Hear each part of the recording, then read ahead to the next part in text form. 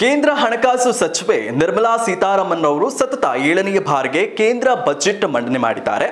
ಪ್ರಧಾನಮಂತ್ರಿ ನರೇಂದ್ರ ಮೋದಿ ಸರ್ಕಾರದ 3ನೇ ಅವಧಿಯಲ್ಲಿ ಸರ್ಕಾರದ ಮೊದಲ ಬಜೆಟ್ನಲ್ಲಿ ಹಲವು ಸರಕು ಹಾಗೂ ಸೇವೆಗಳ ಮೇಲಿನ ತೆರಿಗೆ ಏರಿಳಿತ ಮಾಡಲಾಗಿದೆ. ಹೀಗಾಗಿ ಹಲವು ಸಾಮಗ್ರಿಗಳ ಬೆಲೆಯಲ್ಲಿ ಏರಿಕೆ ಹಾಗೂ ಇಳಿಕೆ ಆಗಲಿದೆ.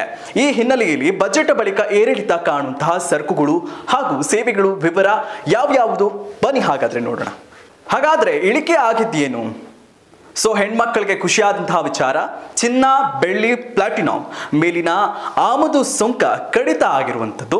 ಜೊತೆಗೆ ಮೊಬೈಲ್ ಫೋನ್ನ ಬೆಲೆ ಇಳಿಕೆ ಕೂಡ ಆಗಿರುವಂಥದ್ದು. ಫೋನ್ ಚಾರ್ಜರ್ ಕೂಡ ಇಲ್ಲಿ ಇಳಿಕೆ ಆಗಿರುವಂಥದ್ದು. ಹಾಗೆ ಕ್ಯಾನ್ಸರ್ ಔಷಧದ ಬೆಲೆ ಕೂಡ ಇಳಿಕೆ ಆಗಿರುವಂಥದ್ದು. ಸೋಲಾರ್ ಪ್ಯಾನೆಲ್ಗಳ ಮೇಲೆ ಬೆಲೆ ಇಳಿಕೆ ಆಗಿರುವಂಥದ್ದು. ವಿದ್ಯುತ್ ತಂತಿ ಹಾಗೆ ಎಕ್ಸ್ರೇ ಉಪಕರಣಗಳ ಮೇಲೆ ಬೆಲೆ ಇಳಿಕೆ ಆಗಿರುವಂಥದ್ದು. ಹಾಗಾದ್ರೆ ಏರಿಕೆ ಆಗಿರುವಂಥದ್ದಾದ್ರೂ ಏನು? ಮರುಬಳಕೆ ಆದಂತಹ ಎಲ್ಲ ರೀತಿಯ ಪ್ಲಾಸ್ಟಿಕ್ ವಸ್ತುಗಳ ಬೆಲೆ ಏರಿಕೆ ಆಗಿದೆ. ವಿವಿಧ ರೀತಿಯಾದಂತಹ ಬಟ್ಟೆ ವಸ್ತುಗಳ ಮೇಲೆ ಏರಿಕೆ, ಎಲ್ಲ ರೀತಿಯ ವಿದ್ಯುತ್ ಉಪಕರಣಗಳ ಮೇಲೆ ಬೆಲೆ ಏರಿಕೆ ಆಗಿದೆ. ಈ ಬಾರಿಯ ಬಜೆಟ್ನಲ್ಲಿ ಕೇಂದ್ರ ಸರ್ಕಾರ ಕೆಲವು ವಸ್ತುಗಳ ಸುಂಕದಲ್ಲಿ ಏರಿಳಿತ ಮಾಡುವ ಹೊತ್ತಿನಲ್ಲಿ ಪರಿಸರ ಸ್ನೇಹಿ ನಿಲುವು ಅನುಸರಿಸಿದೆ. ಜೊತೆಯಲ್ಲೇ ಸೌರ ವಿದ್ಯುತ್ ಬಳಕೆ ಪ್ರೋತ್ಸಾಹಿಸುವ ಸಲುವಾಗಿ ಅವುಗಳ ಬೆಲೆಯಲ್ಲಿ ಇಳಿಕೆ ಮಾಡಲಾಗಿದೆ.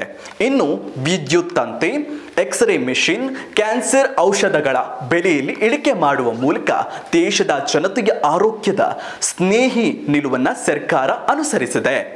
ಇದೇ ವೇಳೆ ದೇಶದ ಬಹುಸಂಖ್ಯಾತ ಜನರು ಮೊಬೈಲ್ ಪ್ರಿಯರು ಹಾಗೂ ಚಿನ್ನ, ಬೆಳ್ಳಿ ಹಾಗೂ ಪ್ಲಾಟಿನಂ ಆಭರಣಗಳ ಪ್ರೇಮಿಗಳು. ಇವರಿಗೆ ಗುಡ್ ನ್ಯೂಸ್ ಕೊಟ್ಟಿರುವ ಸರ್ಕಾರ ಈ ಎಲ್ಲ ವಸ್ತುಗಳ ಬೆಲೆ ಇಳಿಕೆ ಆಗುವ ರೀತಿಯಲ್ಲಿ ಆಮದು ಸುಂಕವನ್ನ ಕಡಿತ ಮಾಡಿದೆ. ಆದರೆ ಬಟ್ಟೆ ಹಾಗೂ ಎಲ್ಲ ವಿದ್ಯುತ್ ಉಪಕರಣಗಳ ಬೆಲೆ ಏರಿಕೆಯಾಗಿದೆ. ಈ ಮೂಲಕ ಜನರ ಜೇಬಿಗೆ ಕತ್ತರಿ ಬೀಳಲಿದೆ. ಅದೇನೇ ಇರಲಿ, ಈ ಬಾರಿಯ ಬಜೆಟ್ನಲ್ಲಿ ಸಿಹಿ ಹಾಗೂ ಕಹಿ ಎಲ್ಲವೂ ಇದೆ. ಕೆಲವರಿಗೆ ಬಜೆಟ್ ಗುಡ್ ನ್ಯೂಸ್ ಕೊಟ್ರೆ ಕೆಲವರಿಗೆ ಬ್ಯಾಡ್ ನ್ಯೂಸ್ ಕೊಟ್ಟಿರೋದು ಈ ಬಾರಿಯ ವಿಶೇಷ.